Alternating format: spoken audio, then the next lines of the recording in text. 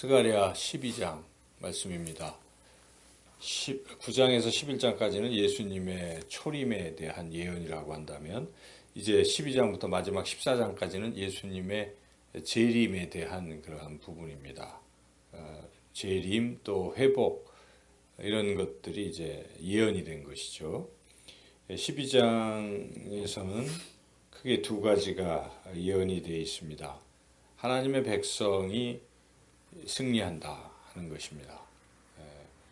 영적 전쟁에서 하나님의 백성을 대적하는 무리들을 무찌르고 이긴다 하는 그런 내용과, 그리고 하나님의 백성이 되려면 회개가 필요하다, 이렇게 회개, 승리와 회개 두 가지에 대한 예언이 나와 있습니다.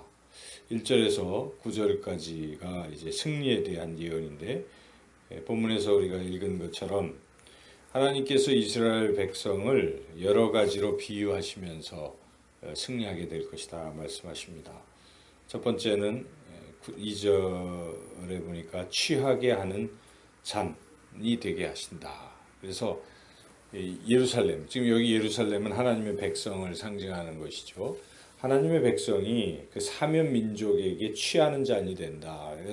사면 민족을 다 취하게 해버린다, 이런 것이죠. 그래서 지금 사면의 사방의 그 민족들이 예루살렘을 지금 애워싸고 공격할 때에 이 예루살렘이 취하는 잔이 돼서 그들을 다 이렇게 취하게 해서 넘어뜨리게, 승리하게 한다, 그런 말씀입니다. 3절에는 이제 무거운 돌이 되게 한다.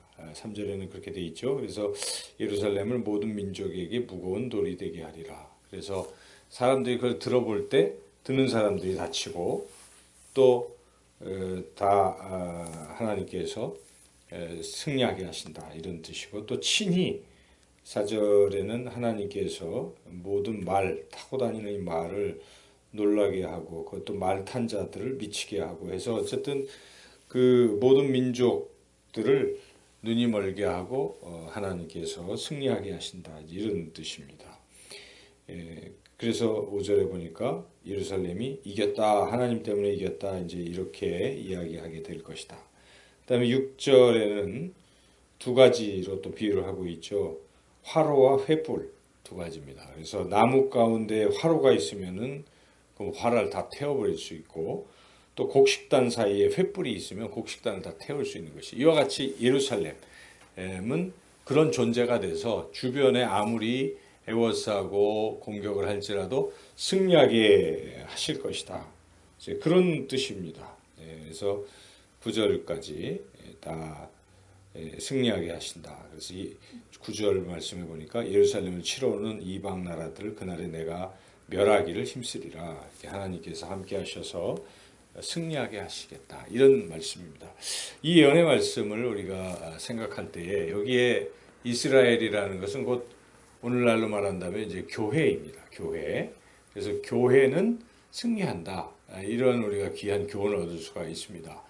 세상은 싸움터라고 우리는 생각해야 됩니다. 세상은 영적 전쟁이 일어나는 곳입니다. 우리 그냥 물론 우리 사람들끼리는 평화스럽게 사는 것이지만은 이 사탄 마귀가 아직 완전히 진멸된 게 아니지 않습니까? 그래서 하나님 나라가 이 땅에 온전히 올 때까지, 예수님이 재림하실 때까지는 이 사탄 마귀가 계속 그렇게 준동하는 것이기 때문에, 사탄 마귀는 예수님을 믿는 사람들을 우는 사자와 같이 그렇게 삼키려 하고 쓰러뜨리려고 하고 있다는 것이죠. 이런 현실 속에 우리가 살아가고 있는 것입니다. 유혹을 하기도 하고 시련을 주기도 하고 또 달콤한 것을 주어서 하나님을 멀어지게 하고, 사탄 마귀는 끊임없이 여러 가지로 우리를 넘어뜨리려고 하고 있습니다. 이러한 영적 전쟁터에서 우리가 해야 할 일은 맞서 싸워야 되는 것이죠.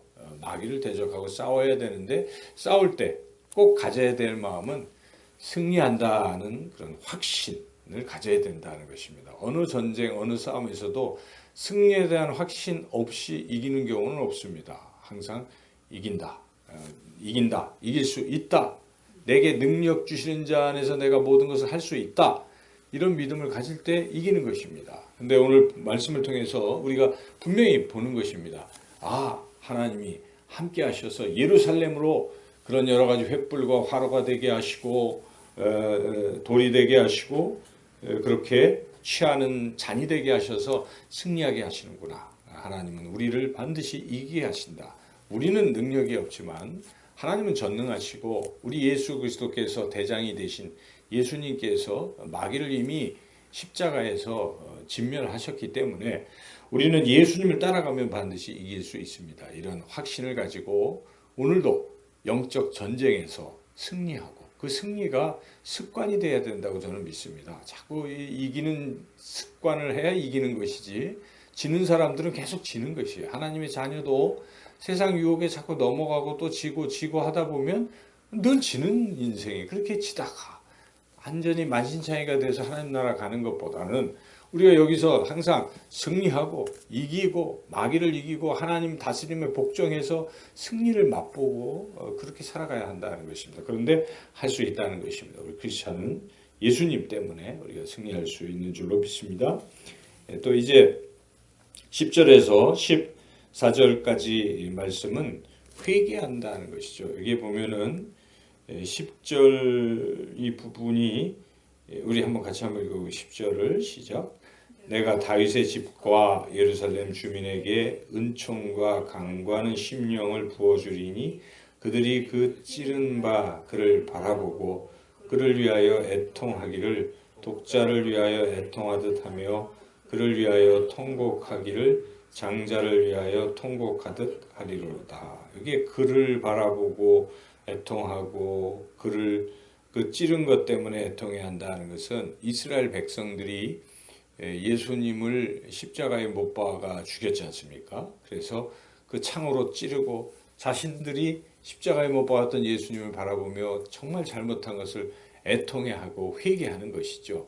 이런 일이 일어났습니다. 이 예언된 것인데 스가랴는 예언된 것인데 500년 전에 예수님 오시기 500년 전에 예언된 것인데 우리가 사도행전 2장 말씀을 보면 이게 그대로 나오는 것이죠. 그들이 찌른 예수 그리스도에 대해서 마음이 찔리고 통회하고 회개하였다. 3,000명이 베드로의 설교를 듣고 회개하였죠. 그때 그들이 스스로 회개한 것은 아니죠. 성령이 임하시니까 성령의 감동하심으로 오순절날 마가다락방에 성령 강림으로 시작된 그 일로 인해서 회개하게 되었다 하는 것입니다. 그래서 여기 10절 시작 부분에 내가 다윗의 집과 예루살렘 주민의 은총과 강구하는 심령을 부어주리니 이게 이제 성령의 강림을 이렇게 예언하는 것이죠. 그랬더니 다 회개했다 하는 회개할 것이다 하는 예언의 말씀인데 예언의 말씀대로 과연 이스라엘 백성들이 회개하였다 하는 것입니다. 회개가 굉장히 중요한 것이죠. 우리는 회개를 너무 간과하기 쉬운데 우리는 믿음만 얘기하고 구원만 얘기하지만 사실은 회개 없는 믿음도 없는 것이고 회개 없는 구원도 있을 수가 없습니다. 회개가 항상 전제되는 것이죠. 그래서 예수님께서 하나님의 나라가 가까웠으니 회개하고 복음을 믿으라 이렇게 회개 믿음을 연달아 말씀하시고 하나님 나라가 있으니까 회개는 매우 중요한 것입니다. 사도행전 2장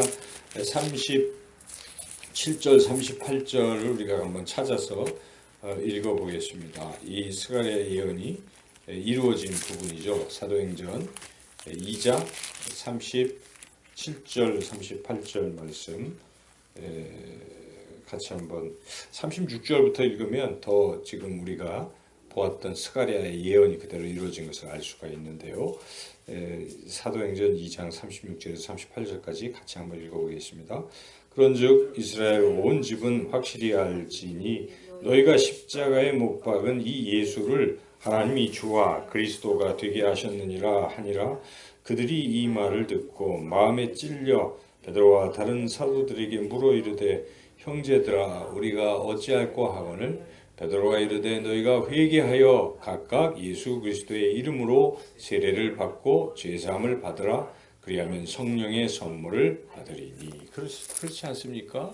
십자가에 못 박혔던 사실을 마음에 찔려서 애통하고 그런데 회개를 진정한 회개를 다 돌이키고 하면 성령의 선물을 받고 죄사함 받고 하나님의 자녀가 되고 이것은 누구에게나 가능하다. 39절 이 약속은 너희와 너희 자녀와 모든 먼 데 사는 곳 우리 주 하나님이 얼마든지 부르시는 자들에게 하신 것이라 하고, 그래서 그날 여기에 보니까 41절에 신도의 수가 3천이나 더하더라. 이렇게 구원 역사가 이루어지는 것입니다. 그래서 우리 구원 역사에 회개는 너무나 중요한 것입니다. 회개하지 아니하고 구원 역사는 없다는 것이, 우리 신앙의 성장도 회개 없이 성장할 수가 없습니다. 어제 우리가 아버지의 나라가 오게 하소서, 하나님의 나라가 오게 하는데 중요한 부분이 회개가 참 중요한 것이죠.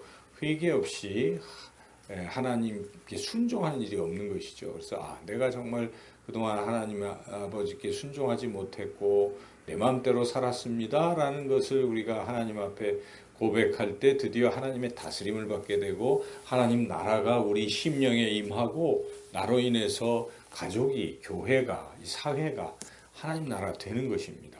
그래서 우리가 항상 회개가 너무나 중요하다는 것을 깨닫고, 오늘도 우리 삶에 날마다 회개하는 것입니다. 회개는 어떤 사람은 그냥 한 번만 한다 생각하죠. 구원파는 그렇지 않습니다. 그것을 우리가 이제 회심이라고 하는 것이죠. 회심과 회개는 차이가 있습니다. 회심은 인생에 한 번 세상 속에 살다가 하나님께로 이렇게 전환하는 한 번의 결단의 시점을 회심이라고 한다면, 날마다 우리의 삶이 잘못된 부분을 이제 하나님 앞에 고백하고 하는 것은 회개라고 하는 것이죠. 그것은 우리 예수님께서 제자들의 발을 씻어 주실 때에 너희가 물론 깨끗하지만 발을 이렇게 씻는 것이다. 그렇지 않으면 나와 상관이 없다라고 말씀하시지 않습니까? 그때 발을 씻는 행위는 온전히 뭐 다 그런 게 아니라 우리의 날마다의 삶을 우리가 돌아보며 우리의 잘못을 하나님 앞에 아뢰는 그런 회개의 부분을 말하고 있습니다. 그래서 회개는 참 신앙의 중요한 부분이라는 걸 다시 한번 오늘 말씀을 통해서 깨닫습니다. 그래서 우리가 회개 잘 해야 되고, 그리고 승리에 대한 확신을 가지고 오늘도 영적 전쟁에서 승리하시는 저와 여러분 모두가 되기를 주님의 이름으로 축원합니다.